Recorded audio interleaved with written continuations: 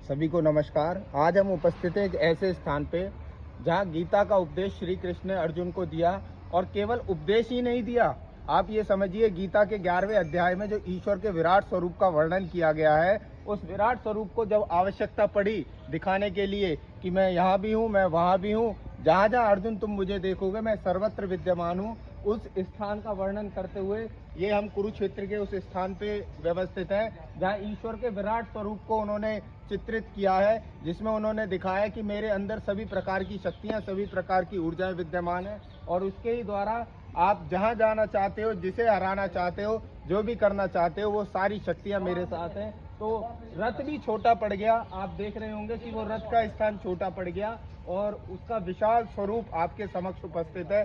तो ये कुरुक्षेत्र में ज्योतिसर एक जगह है।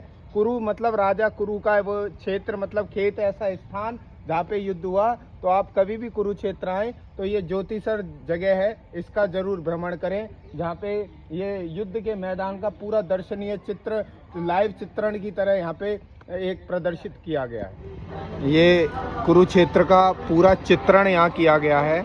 कुरुक्षेत्र 48 कोस मतलब 156 किलोमीटर के एरिया में फैला हुआ था, जिसमें पानीपत, सोनीपत, करनाल और जींद, कैथल ये सारा एरिना आता है, और जिसमें सारे मंदिर और कहाँ कहाँ युद्ध हुआ, कहाँ कहाँ क्या हुआ, वेद तीर्थ, काशी की तीर्थ, पुंडरिक तीर्थ, अजन्य तीर्थ, कैथल, रसमंगल, सारी चीज़, ब्रह्म तीर्थ, दशाश्वमेध तीर्थ और ययाति तीर्थ, जमदग्नि तीर्थ, मतलब जितने भी चीज़ें जो महाभारत कालीन जितने भी राजा महाराजा महर्षि हुए वो सारी जगह यहाँ पे व्यवस्थित हैं। तो ये मंदिर है, और आज हम आए हैं भीष्म द्वार और भीष्म कुंड।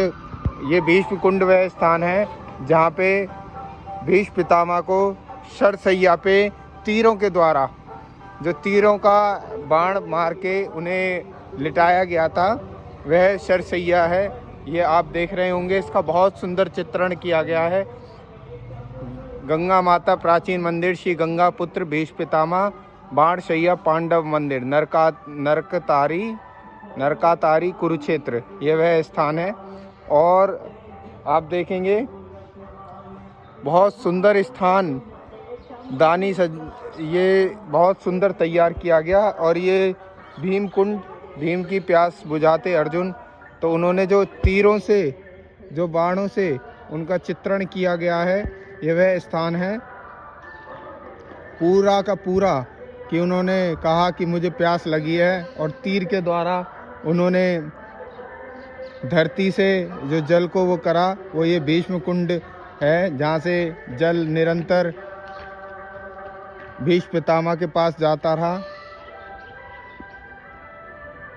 बहुत ही सुंदर ये नरकातारी क्षेत्र, ये वो स्थान है सारे कुरुक्षेत्र के जो प्रसिद्ध स्थान है। सभी को नमस्कार, मैं योगाचार्य सुदर्शन देव। आज हम उपस्थित हैं कुरुक्षेत्र, जो धर्म क्षेत्र है कुरुक्षेत्र, इसका ये ब्रह्म सरोवर आप देख रहे हैं, यहाँ से ये 1.5 किलोमीटर के एरिया में फैला हुआ है, जिसमें महाभारत के समय में जब युद्ध हुआ करता था तो इतना बड़ा तालाब था ये, जो लोग लाखों लोग जो है यहाँ स्नान करते थे और क्रियाएं करते थे, वो था।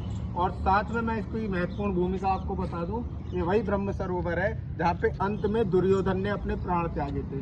और बीच में आपको अभी एक वो रथ दिखाई दे रहा होगा, दूरी पे वो एक रथ है जिसमें अर्जुन को गीता का ज्ञान दे रहे हैं श्री कृष्ण। और ये आप देख रहे हैं ब्रह्म सरोवर, इधर ही नहीं है, इधर की तरफ भी है।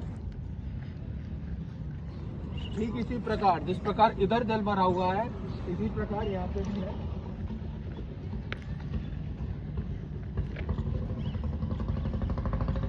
यहाँ से आप देखेंगे, ये आप देखिए पूरा जल का दूर तक इसका जल जो है वो फैला हुआ है। उधर लगभग ये यहाँ से वहाँ तक पूरा एरिना, ये लगभग 1.5 से 2 किलोमीटर के पूरे एरिना में ये फैला हुआ है। और इधर भी कम से कम 1.5 से 2 किलोमीटर के एरिना में फैला हुआ है। और ये 3 से 4 किलोमीटर का जो पूरा एरिना, और बीच में इसमें मंदिर भी बने हुए हैं। तो ये ब्रह्म सरोवर इस कुरुक्षेत्र का बहुत प्रसिद्ध स्थान है, जो महाभारत ब्रह्म सरोवर का स्नान घाट है, जहाँ पे सभी लोग स्नान करते हैं। और बहुत सारा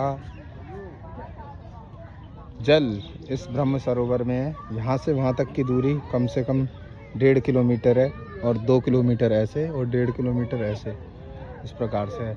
और ये ब्रह्म सरोवर के ठीक बीच में एक बहुत सुंदर रथ यहाँ पे बना हुआ है, जो महाभारत काल में अर्जुन को जब गीता का ज्ञान श्री कृष्ण दे रहे थे, वह स्थान है।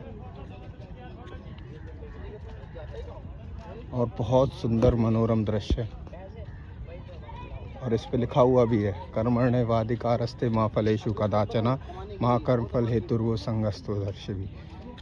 कहा गया है कि कर्म करो, फल की इच्छा मत करो। ये ब्रह्म सरोवर के मध्य में ये मंदिर बनाया हुआ है, बहुत ही सुंदर मंदिर, और यहीं से इसका प्रवेश द्वार है। और बीच में ये स्ट्रीट बनी हुई है,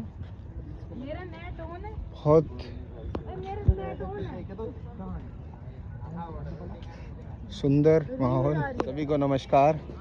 आज हम उपस्थित हैं कुरुक्षेत्र यूनिवर्सिटी के ग्राउंड में, जहाँ पे खो खो का ग्राउंड, अलग क्रिकेट का ग्राउंड, और ये 400 मीटर ट्रैक पे सभी खिलाड़ी वॉकिंग रनिंग करते हुए। और ये कुरुक्षेत्र यूनिवर्सिटी का कॉम्प्लेक्स है स्पोर्ट्स का, जिसके अंदर योगा हॉल और सारी चीज़ें हैं।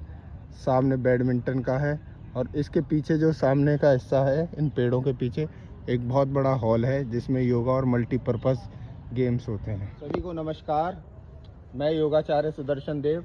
आज हम उपस्थित हैं महाभारत काल का वो स्थान जिसे भीष्म पर्व में गीता के रूप में जाना जाता है। और यह वह वृक्ष के समक्ष हम आज उपस्थित हुए हैं कि जिस वृक्ष के नीचे श्री कृष्ण ने गीता का संपूर्ण ज्ञान अर्जुन को दिया था। और कहा जाता है 5000 वर्ष पुराना ये जो वृक्ष है वो यहाँ पे उपस्थित है। और यहाँ पे ये जो धर्म क्षेत्र कुरुक्षेत्र है, ये पूरा स्थान कभी एक युद्ध का मैदान हुआ करता था। और कुरु का क्षेत्र मतलब खेत का स्थान, मतलब एक ऐसा मैदान जहाँ युद्ध की हुआ हो सकता है। तो यह वह प्रसिद्ध स्थान है, और इसे आप देख रहे होंगे बहुत सुंदर और भव्य रूप में निर्मित भी किया गया है। साथ में इसके आइए आगे हम और भी चीज़ें दिखाते हैं।